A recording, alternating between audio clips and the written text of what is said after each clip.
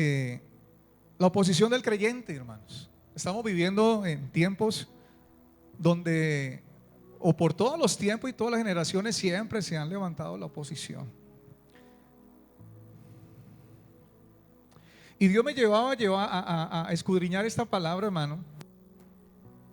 Y cuando miraba esta palabra, preguntándole al Señor allí, estudiando,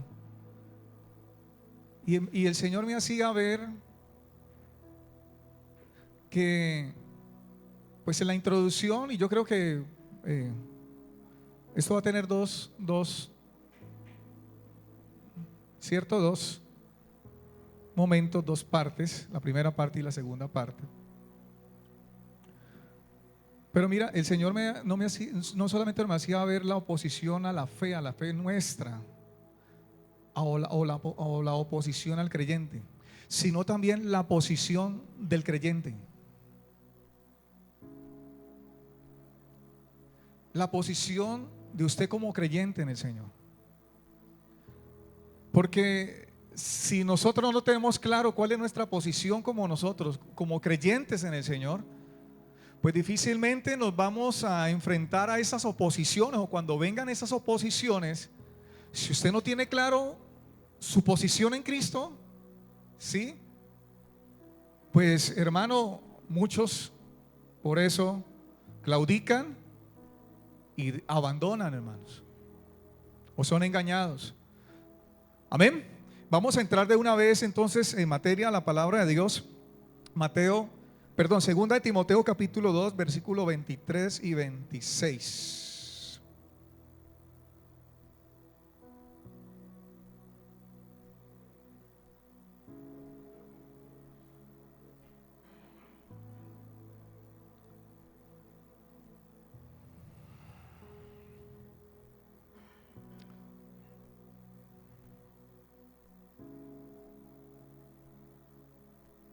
Si usted llegó, diga fuerte, amén. Segunda carta a Timoteo capítulo 2, versículo 23 al 26, le dije, ¿cierto?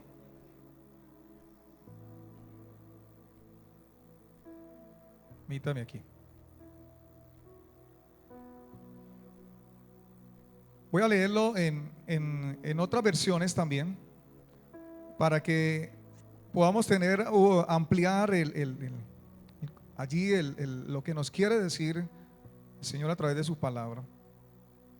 Dice el versículo 23 al 26: pero desecha las cuestiones necias e insensatas, sabiendo que engendran contiendas.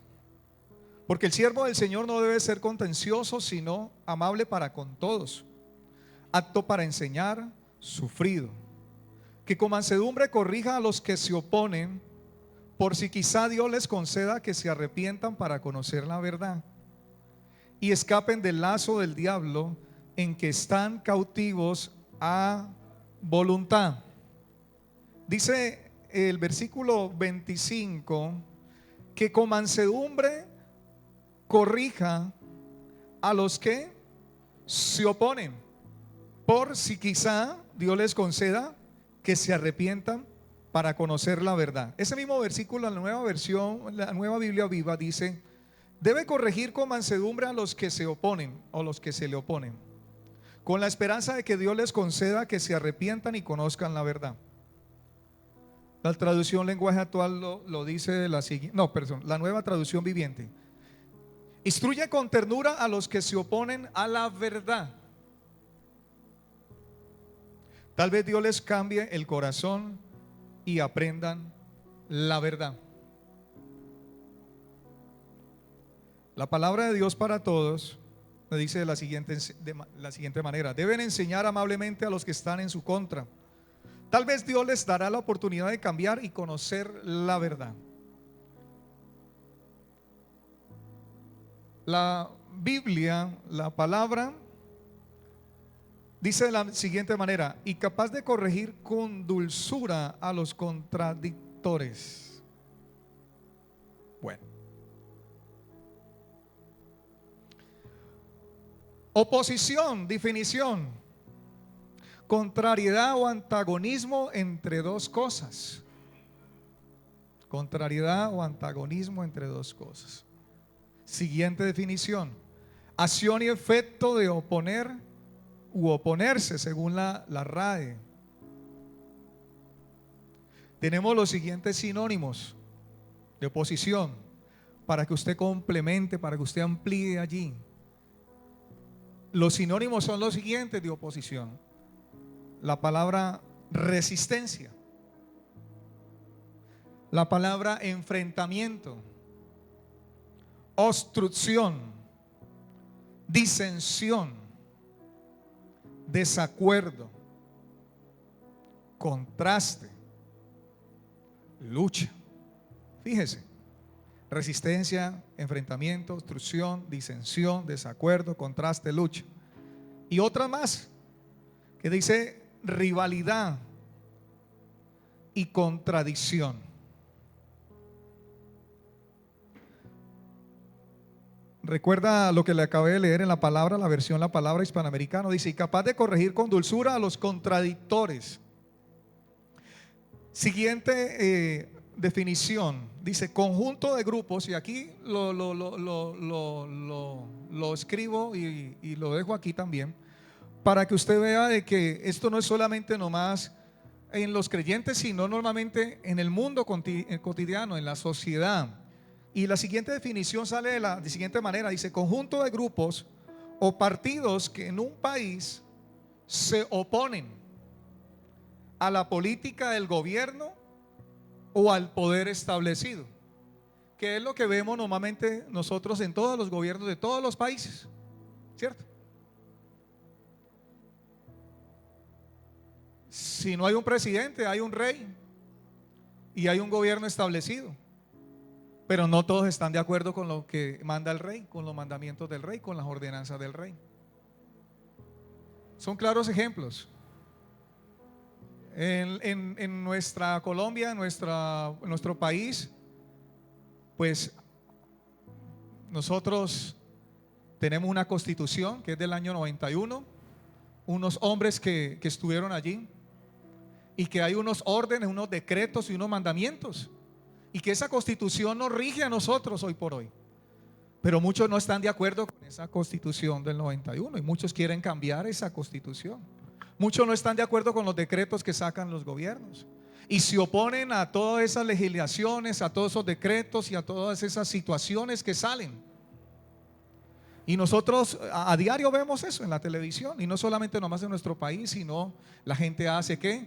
Tiene la opción de hacer marchas, de hacer huelgas, y cuando el pueblo sale, entonces el pueblo habla, el pueblo está diciendo algo, y la fuerza del pueblo, ¿cierto? Pero cuando lo vemos a este lado, por el lado espiritual, el lado nosotros, de nuestra fe, amado hermano, es todo lo que quiera levantarse en contra del conocimiento de la verdad. Por eso Timoteo habla allí nuevamente en segunda carta a Timoteo 23 y 26. Nuevamente, usted lee conmigo, por favor.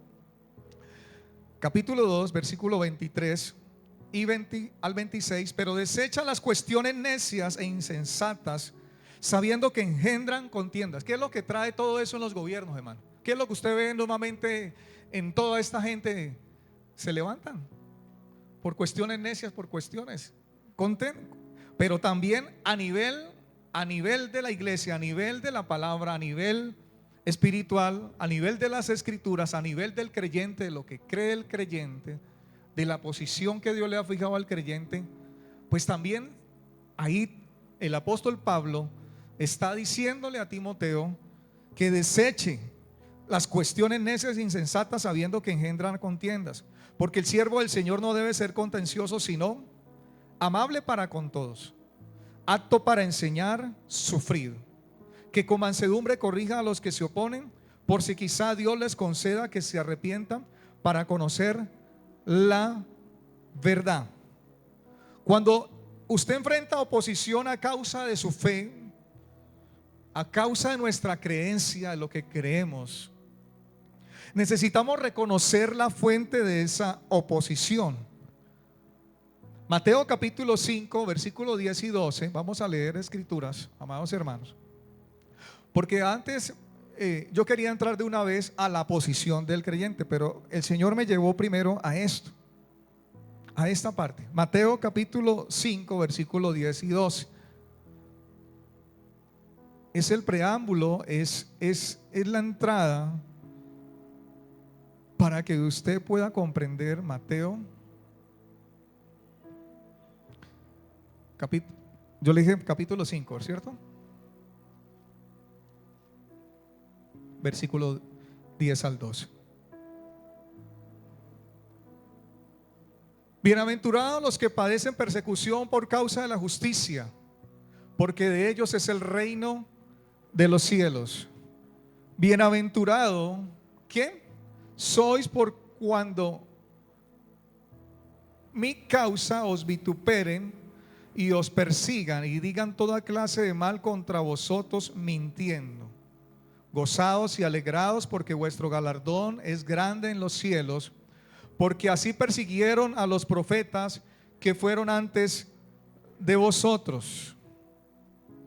Permítame leerle Mateo 5 y por favor allí me ayudas, hermana Natalia, en la Nueva Traducción Viviente. Mateo 5, versículo 10. Dice así en la Nueva Traducción Viviente. Dice de la siguiente manera: Dios bendice a los que son perseguidos por hacer lo correcto, porque el reino del cielo les pertenece. Dios bendice a los que ¿qué? Por hacer lo correcto. ¿Quiénes hacen lo correcto? ¿Quiénes hacemos lo correcto? Los que hemos sido lavados, los que hemos sido comprados, los que hemos sido redimidos, los que hemos sido justificados, los que hemos sido renacidos, nacidos de nuevo. Van a tener oposición.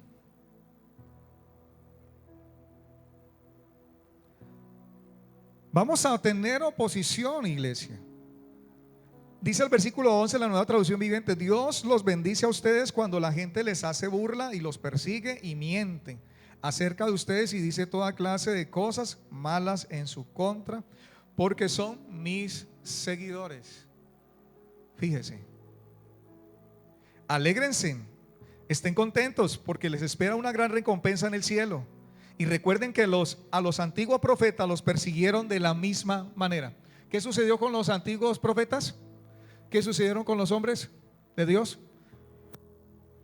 No tuvieron oposición, no fueron perseguidos por causa de la verdad, por causa de hacer lo correcto, por causa de andar en la fe, por causa de andar en el testimonio de Dios, por causa de obedecer al Señor.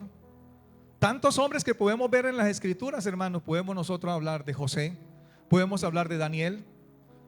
Si usted va al libro de Daniel y usted ve todo el libro de Daniel, los primeros capítulos de su vida, vemos cómo fue perseguido, amados hermanos, cómo fue la oposición que se le hizo. Leía yo en estos días y miraba yo, después lo traigo, lo mostraba a mi esposa y lo mostré a la familia, en un zoológico aquí, no sé en dónde, en alguna parte de Estados Unidos, han colocado los leones y han encerrado los leones y han dejado una parte vidrio, totalmente vidrio, transparente, grande, y la gente se puede sentar y los niños se pueden sentar. Y en ese video han colocado los niños pequeños allí sentados detrás del vidrio, y allá el panorama, el lugar del león, del tigre. Y cuando el león ve el niño que está sentado allí, comienza el acecho, hermanos. Comienza a mirarlo y comienza la astucia y el acecho, hasta que rápido viene a tirarle. Oiga, es el desespero de esos animales no poderle hacer nada al niño, hermano, de poderlo agarrar, de poderlo. Es así la forma como lo hacen. Al punto de que algunos niños que colocaban allí, que estaban allí bebés, abrían la boca grandísima de ese león, hermano, apuntando hacia la cabeza. Perdóneme así la expresión. Pero usted se impacta viendo este video. Inmediatamente yo dije, uy, me llevó esto el Señor, el momento de Daniel. ¿Qué lo cubría Daniel cuando fue echado a la fosa de los leones? No era un león, Eran muchos leones. Yo tuve la posibilidad de compartir y tomé allí el texto bíblico y le decía a mi familia, le decía a unos hermanos. Pero ¿por qué fue echado Daniel al foso de los leones? Por la oposición, la persecución que se levantó en contra de ¿qué? De su misma fe, de su misma creencia. El mismo rey reconoció y reconocía que Daniel era un hombre de Dios, siervo del Dios viviente a quien tú continuamente sirves. Es que desde el día que nosotros, hermanos, estamos nosotros en la verdad, en el Evangelio, no habrá día, no habrá momento, no habrá año, no habrá un futuro del que usted no pueda ser perseguido, del que usted no pueda tener oposición. Desde el primer momento en que usted nace en el Evangelio va a tener oposición. Dentro de usted se va a levantar una lucha que es de la misma carne contra el espíritu que Dios resucita de usted, de mí. Y se levanta esa lucha inmediatamente. Y va a haber una oposición. Usted sabe cómo lo dice Gálatas. Pero permítame, dice que nosotros, hermano, estábamos en una posición, y lo narra Romanos capítulo 3 versículo 23 y 26 al 26. Mire la posición que nosotros estábamos antes de que Cristo viniera a nuestras vidas. Mire cuál era su posición. Mire cuál era su lugar. ¿Cuál era el sitio de usted y de mi persona? Romanos capítulo 3 versículo 23 al 26. Por cuanto todos pecaron y están destituidos de la ¿qué? Siendo justificados gratuitamente por su gracia mediante la redención que es en Cristo Jesús, a quien Dios puso por propiciación por medio de la fe en su sangre, para manifestar su justicia a causa de haber pasado por alto en su paciencia los pecados pasados, con la mira de manifestar en este tiempo su justicia, a fin de que Él sea el justo y el que justifica al que es de la fe de Jesús. Yo estoy hablándole en esta noche a gente que está aquí en este lugar, y que todos los que están aquí son de la gente, son de la fe de Jesús. Pero probablemente alguien después de un momento me está escuchando y que por primera vez está escuchando esta palabra, y que ruego a Dios le ilumine su corazón, le abra el entendimiento a aquella persona que por primera vez está entrando y tal vez escuchando un mensaje de estos. Sea el Espíritu Santo de Dios ahí abriendo el entendimiento. Porque dice la Escritura, Romanos 3:23, por cuanto todos pecaron, hombres, mujeres, niños, todos, no hay ni uno. La posición que teníamos nosotros, o que hoy actualmente tiene el pecador, tiene el que está en pecado, el que no ha sido redimido, el que no ha sido lavado. Pero usted y yo, la posición que antes teníamos, antes de ser hijo de Dios, ¿dónde era que estábamos? Totalmente, hermano, destituidos. En otras versiones dice que no teníamos derecho a gozar de la gloria de Dios, que estábamos lejos de Dios. En otras versiones dice que nadie podía alcanzar la meta gloriosa, que estábamos lejos de la presencia de Dios, que no podíamos participar de la gloria de Dios. En otras versiones, este mismo texto bíblico, que todos estaban privados de la gloria de Dios. Usted y yo, hermanos, esa era la posición de nosotros antes de que Cristo viniera a nuestra vida. Estábamos, ¿qué, hermanos? Pero hoy usted y yo, por el sacrificio de la cruz, por su amor, porque entregó su vida por nosotros, Y los que le recibieron les dio ¿qué? Potestad. Mas a todos los que creen en Él, a los que le recibieron, les dio potestad de ser hechos hijos de Dios. Fíjese, de donde Dios te saca, de donde estabas, al lugar de donde te coloca.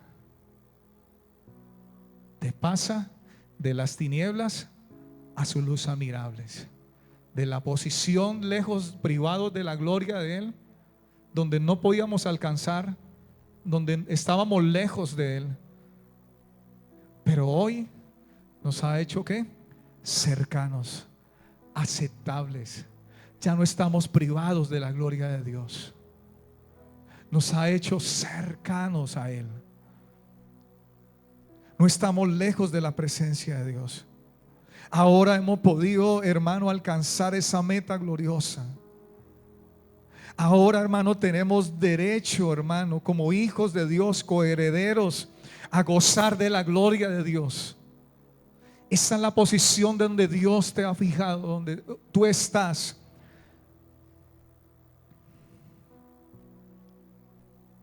Filipenses capítulo 1, versículo 28 y 29.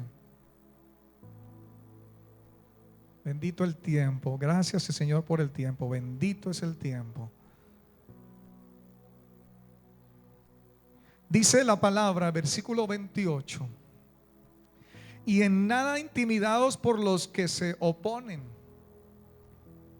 que para ellos ciertamente es indicio de perdición, mas para vosotros de salvación, y esto de Dios. Porque a vosotros os es concedido a causa de Cristo, no solo que creáis en Él, sino también que padezcáis por Él.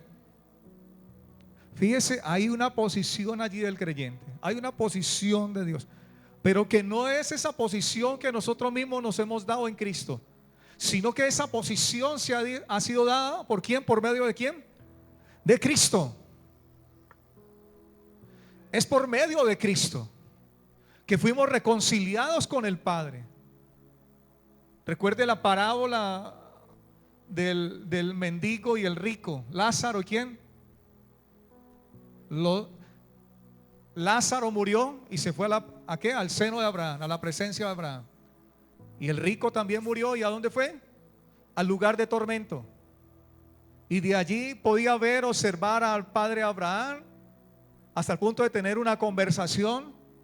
Pero no solo vio a Abraham, sino que vio al mendigo, aquel que estaba todos los días a la puerta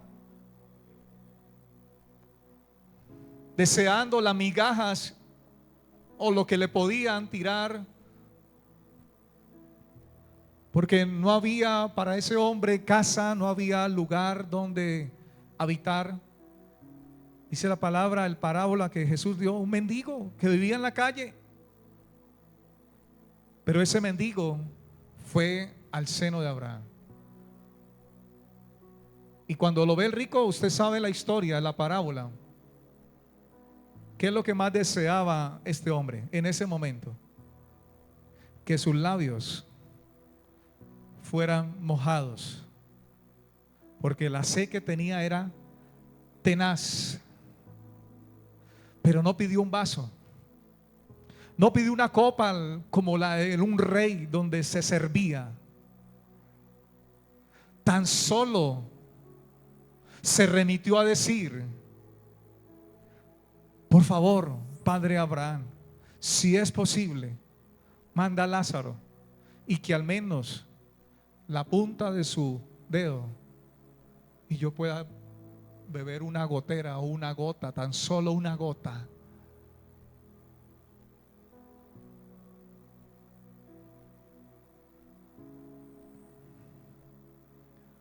Porque el que está destituido de la gloria de Dios, si no reconoce a Cristo como su Señor y Salvador, hermano, ¿qué le esperará? ¿Qué le espera a aquel alma ¿Qué le espera a aquella persona que Dios ha hablado una y otra vez a su vida, a su alma, para que se arrepienta, pero no se ha arrepentido? Pero hoy es día aceptable, dice el Señor. Hoy es día aceptable, y hay una oportunidad para muchos que tal vez están escuchando. Y hoy, si te arrepientes de tu pecado, de tu vida, de tu estado, de ese lugar,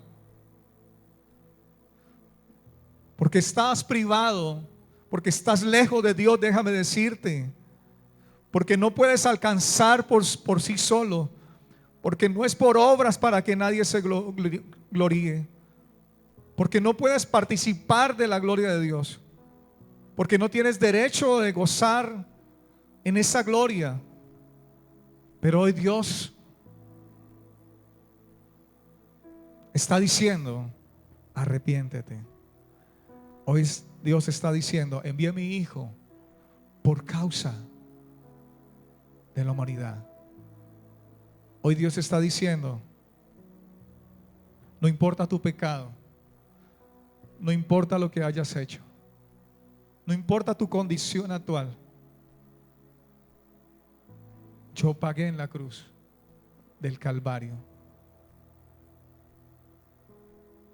Y está diciendo el Señor, nuestro Dios: mi Hijo envié en la cruz por ti. Arrepiéntete, mujer, varón, amigo, amiga, usted que nos está viendo, y cree en el Señor con todo tu corazón y con toda tu mente. Y Dios, en el Jesucristo, porque es en Jesús que somos nacidos de nuevo, que somos restituidos y reconciliados, y somos salvados por el único y suficiente sacrificio en la cruz del Calvario. ¿Cuántos dicen amén? Saben, el primer siglo de la iglesia primitiva, los primeros años, si alguien se opuso, fíjese, y aquí está el gran ejemplo, y si alguien se oponía férreamente a los creyentes, hermano, era el mismo apóstol Pablo, cuando perseguía a la iglesia, como recuerde, como Saulo. Y nosotros conocemos la historia, pero es bueno, por causa de algunos que no conocen tal vez, Hechos 26, 9 al 11.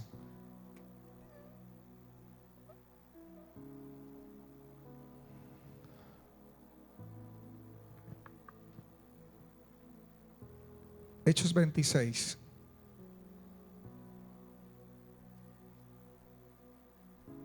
Dice la escritura, fíjese, los primeros años de la iglesia, cuando la iglesia llega al Pentecostés, en Hechos capítulo 2, la iglesia entra en un despertar hermoso en el Espíritu Santo. La iglesia es visitada. La iglesia comienza, hermano, a andar en el Espíritu y a andar en la obra del Espíritu Santo de Dios, y en los mandamientos y en lo que el Señor Jesús había declarado a los apóstoles, porque los apóstoles, recuerda, estaban allí en el aposento alto. No solo los apóstoles, los discípulos, había mucha gente. Recuerden, 120 personas. Y los primeros meses, años de la iglesia, a pesar del mover del Espíritu Santo, la iglesia, en ese mover especial histórico de la iglesia primitiva, la oposición se iba a levantar. La oposición estuvo y estaba aún en Cristo cuando estuvo Jesús.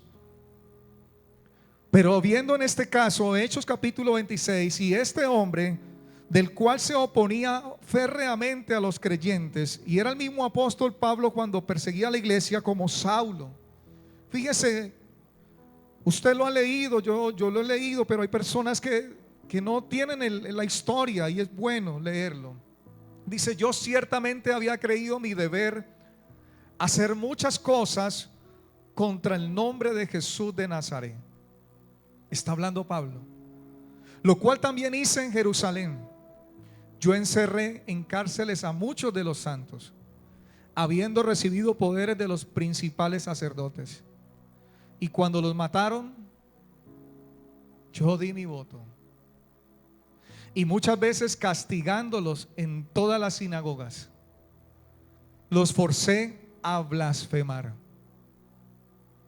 Y enfurecido sobremanera contra ellos, los perseguía hasta en las ciudades extranjeras. Dice el apóstol Pablo, la oposición que le hacía a los apóstoles, a los discípulos, a los creyentes, era una oposición sin igual. El capítulo 22, versículo 4 y 5 también narra algo. Dice de la siguiente manera, Hechos allí, capítulo 22, dice el versículo 4: perseguía yo este camino hasta la muerte, hermanos,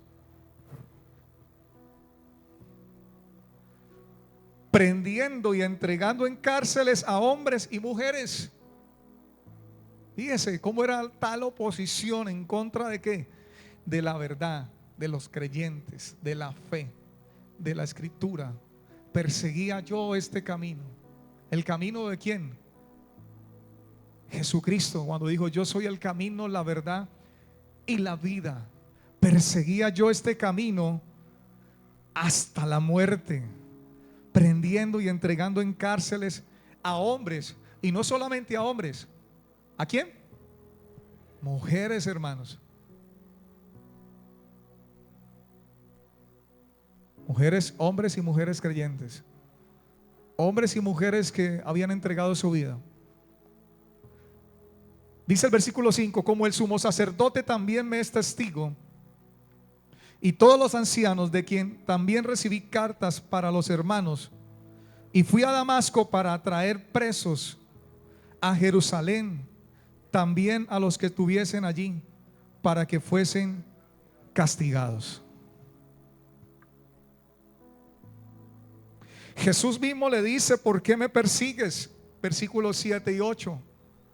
Dice en la narración de su conversión, el versículo 7 y 8, en ese contexto, dice allí: y caí al suelo y oí una voz que me decía: Saulo, Saulo, ¿por qué me persigues? Versículo 8: yo entonces respondí: ¿quién eres, Señor? Y me dijo: yo soy Jesús de Nazaret, a quien tú persigues. El capítulo 26, versículo 14 y 15 narra de la misma manera, diciendo: y habiendo caído todos nosotros en tierra, oí una voz que me hablaba y decía en lengua hebrea: Saulo, Saulo, ¿por qué me persigues? Dura cosa te es dar coces contra el aguijón. Yo entonces dije: ¿quién eres, Señor? Y el Señor dijo: yo soy Jesús, a quien tú persigues. Fíjese,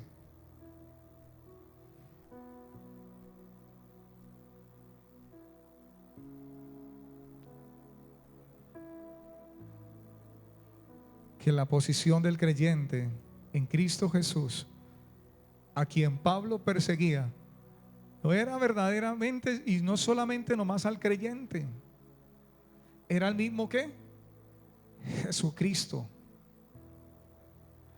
La oposición que hacía este hombre al creyente, a la mujer, al hombre, a los apóstoles, a las mujeres que estaban dedicados. Por eso comprendamos hoy y entienda usted, amado hermano,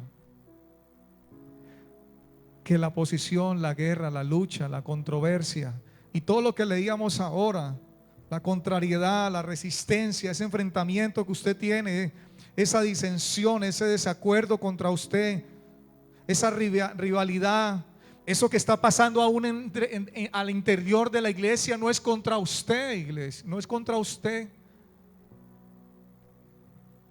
es con el que vive en usted, es el con el que está dentro de usted, con el que mora dentro de usted.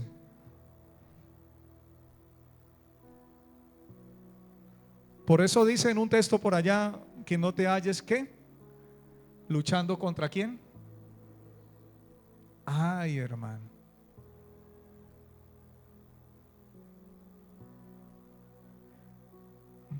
Pablo le dice a Timoteo que se guarde de un hombre llamado Alejandro, el calderero o el herrero, el que hacía creo que unas vasijas. Dice en segunda carta a Timoteo capítulo 4 versículo 14. Segunda carta a Timoteo.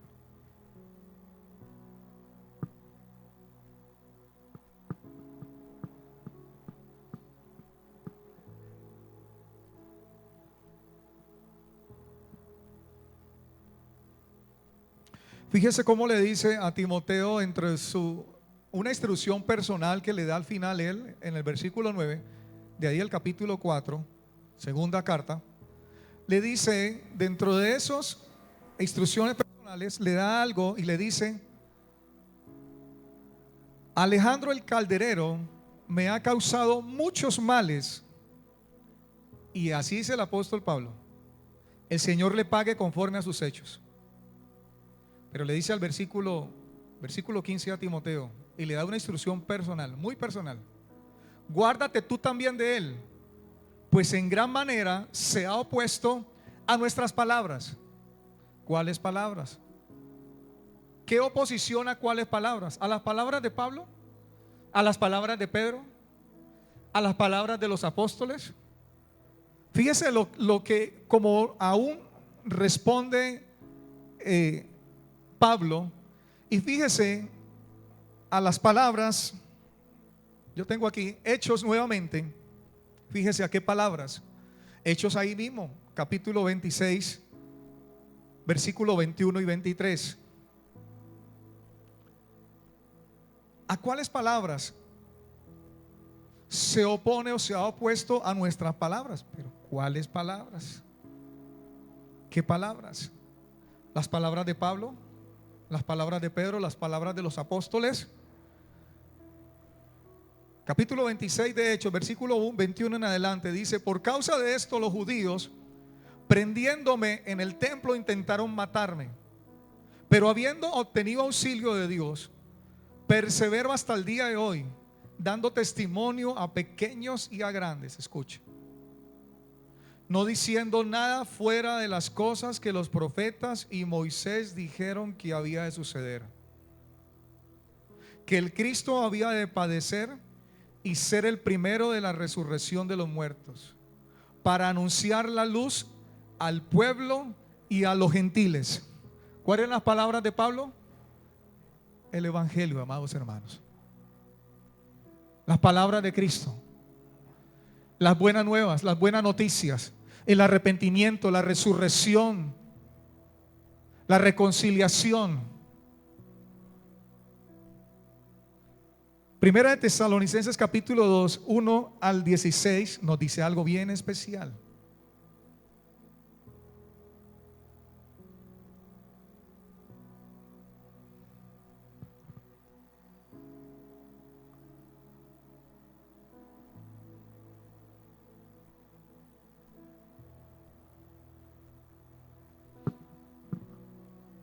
Primera carta, ¿cierto?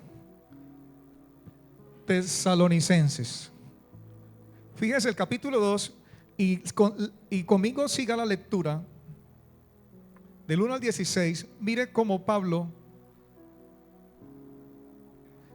habla aquí, dice: porque vosotros mismos sabéis, hermanos, que nuestra visita a vosotros no resultó vana, pues habiendo antes padecido y sido ultrajados en Filipos, como sabéis, tuvimos de nuevo en nuestro Dios para anunciaros el evangelio de Dios en medio de gran ¿qué? ¿Cuáles eran las palabras entonces que hablaba Pablo? Nuevamente repito: pues habiendo antes padecido y sido ultrajados en Filipos, como sabéis, tuvimos de nuevo en nuestro Dios para anunciarlos el evangelio de Dios en medio de gran ¿qué? Oposición. Porque nuestra exhortación no procedió de error ni de impureza, ni fue por engaño. Fíjese cuáles eran las palabras que hablaba el apóstol Pablo. Sino que según fuimos aprobados por Dios para que se nos confiase, el evangelio. Así hablamos, no como para agradar a los hombres, sino a Dios, que prueba nuestros corazones. Porque nunca usamos de palabras lisonjeras, fíjese, como sabéis, ni encubrimos avaricia. Dios es testigo. Ni buscamos gloria de los hombres, ni de vosotros ni de otros, aunque podíamos seros carga como apóstolos de Cristo.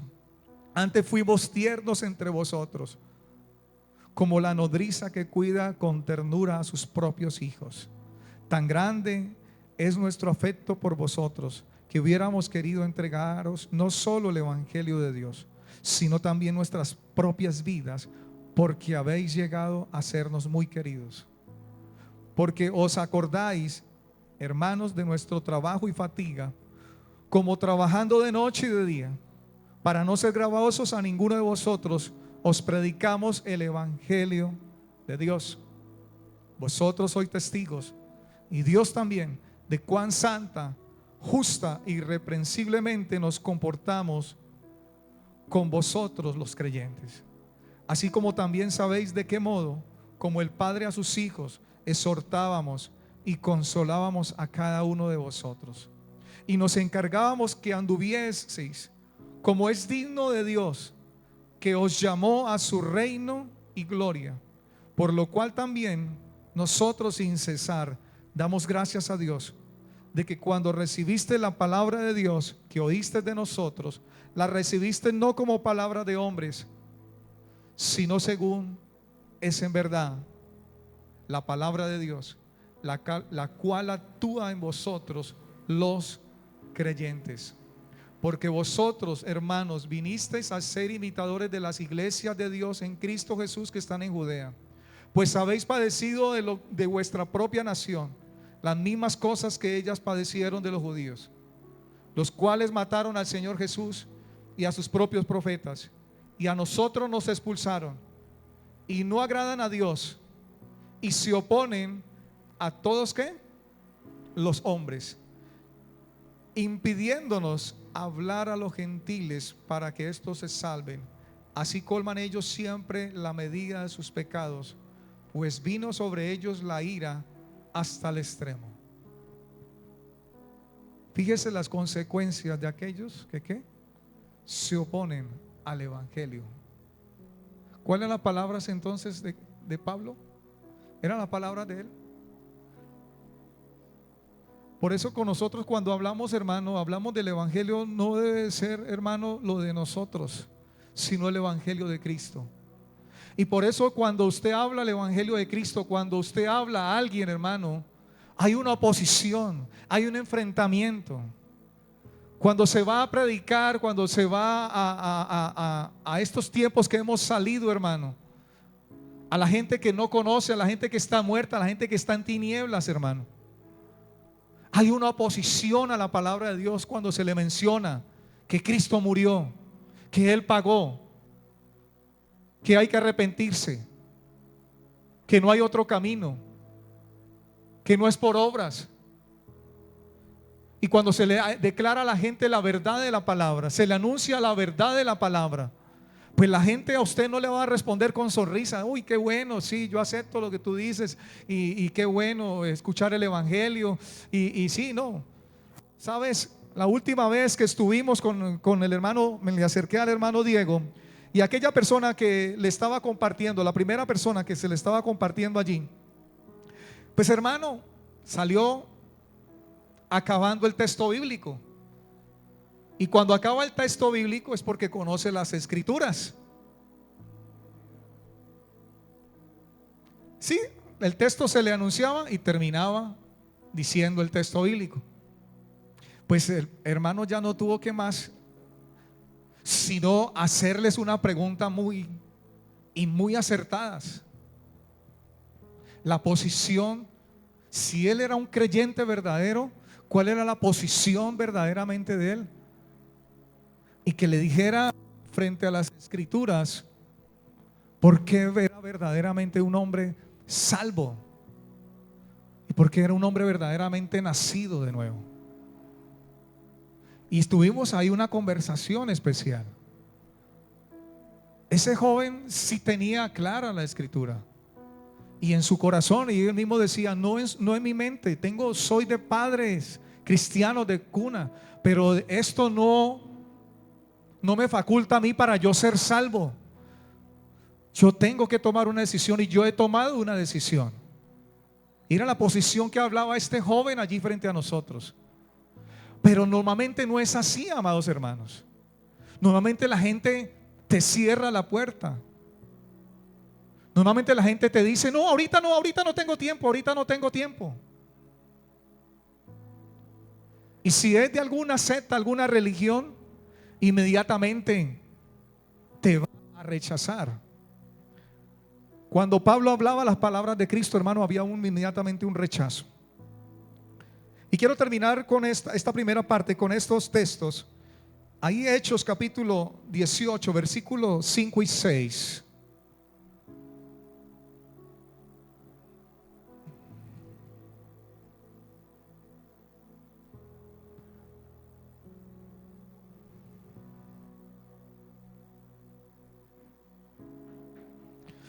Y cuando Silas y Timoteo vinieron a Macedonia, Pablo estaba entregado por entero a la predicación.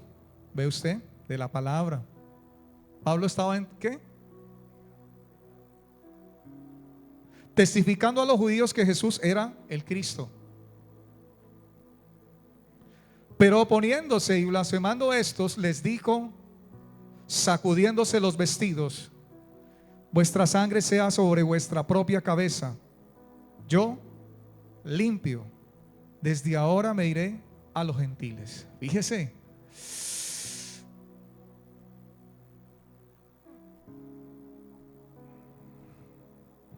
Tercera carta de Juan, capítulo 1.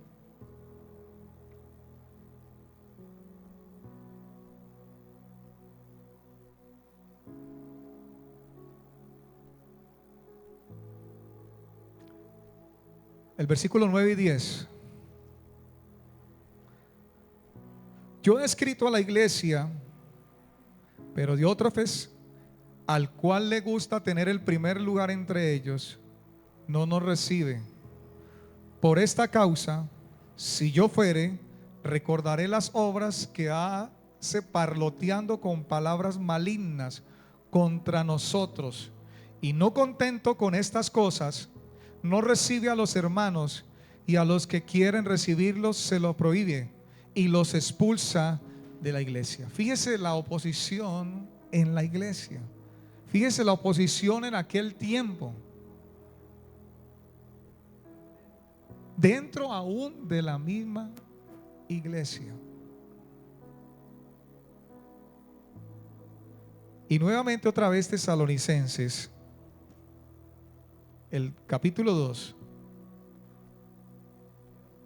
Fíjese, primera carta, Tesalonicenses, el versículo 17 y 19. Pero nosotros, hermanos, separados de vosotros por un poco de tiempo, de vista pero no de corazón, tanto más procuramos con mucho deseo de ver vuestro rostro, perdón. Por lo cual quisimos ir a vosotros, yo Pablo ciertamente una y otra vez, pero Satanás nos estorbó.